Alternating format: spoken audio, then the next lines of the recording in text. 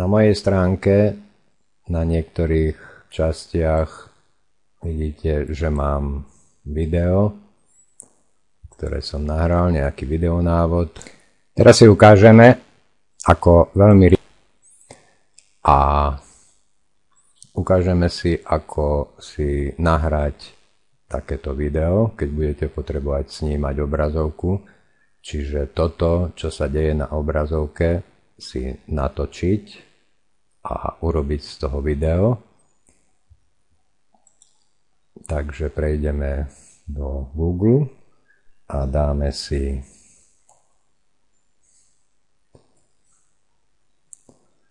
napíšeme si TechSmith, klikneme a na tejto stránke sú rôzne programy, ale my si klikneme na Ying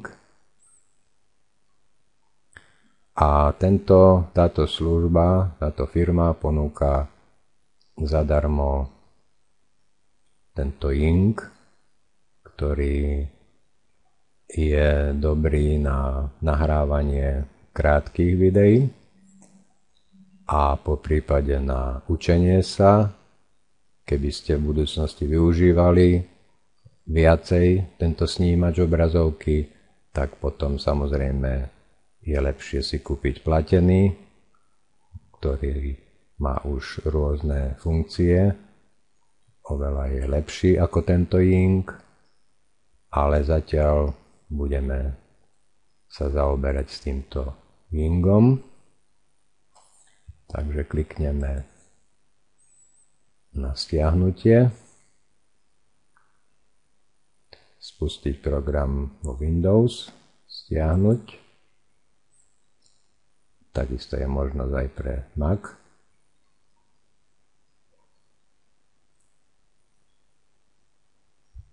Dáme uložiť. Začína sa nám stiahovať. Mne sa to zobrazila jednička, pretože ja už ho mám stiahnutý. Spustíme ho. Klikneme na spustiť.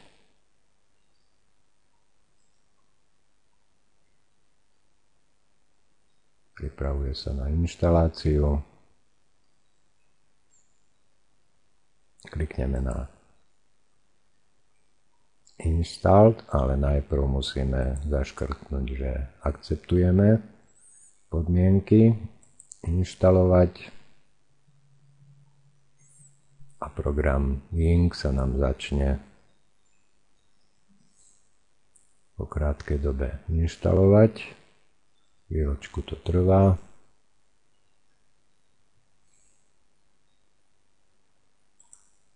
Nájdeme si TechSmith, klikneme na Ying,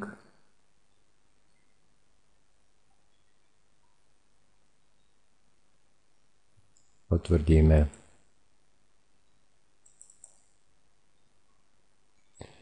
a tu hore sa nám zobrazilo také slniečko.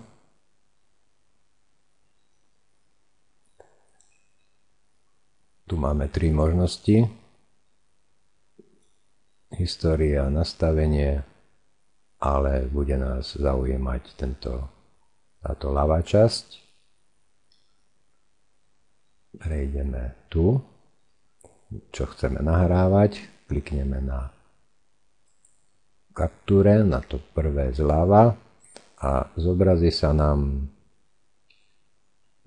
sa nám také dve čiary, ktorými môžeme pohybovať.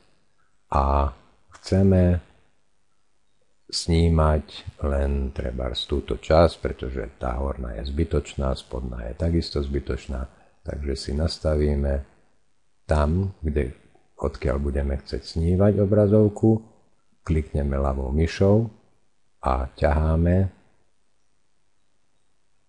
presne na tú časť, ktorú ohraničíme, tú časť, ktorú budeme snímať. Pustíme myš a táto, ktorá sa nesníma, nebude sa snímať, je tmavá a táto, ktorá sa bude snímať, je svetlá. Keby sme ešte potrebovali to troška upraviť, rozšíriť, tak si to chytíme ľavou myšou a natiahneme, takisto hore, dole.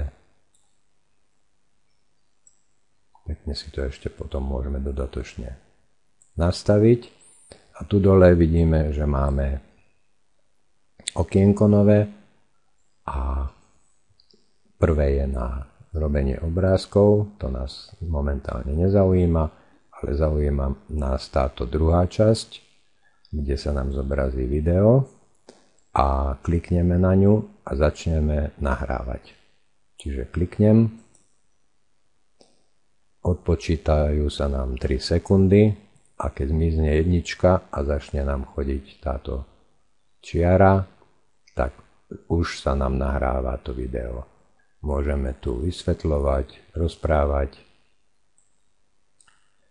Vidíme tu na tej spodnej lište, že máme na nahrávanie 5 minút, takže musíme si, ja to zastavím, takže musíme si to, čo chceme, rozvrhnúť, aby sme sa zmestili do tých 5 minút.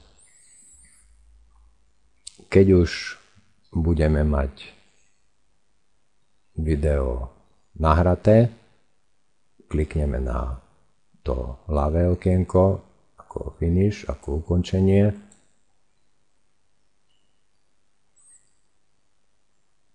A zobrazila sa nám nová obrazovka a teraz si môžeme kliknúť a video si pozrieť.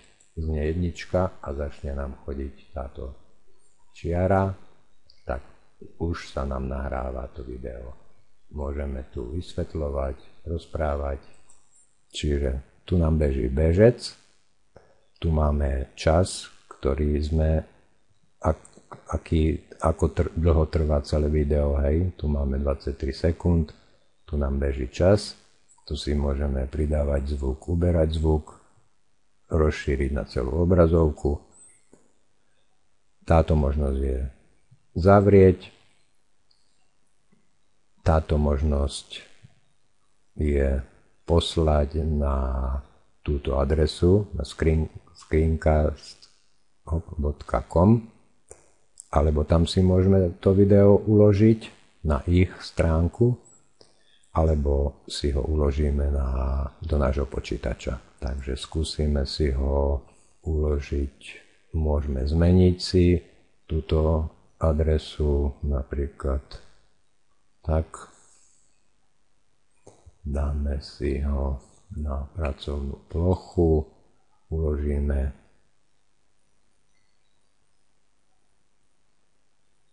a môžeme zavrieť.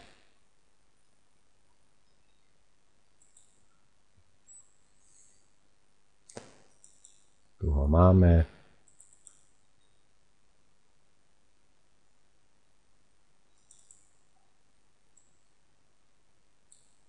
Máme ho v súbore Adobe Flash Player, znie jednička a takisto si ho môžeme vyskúšať, skontrolovať.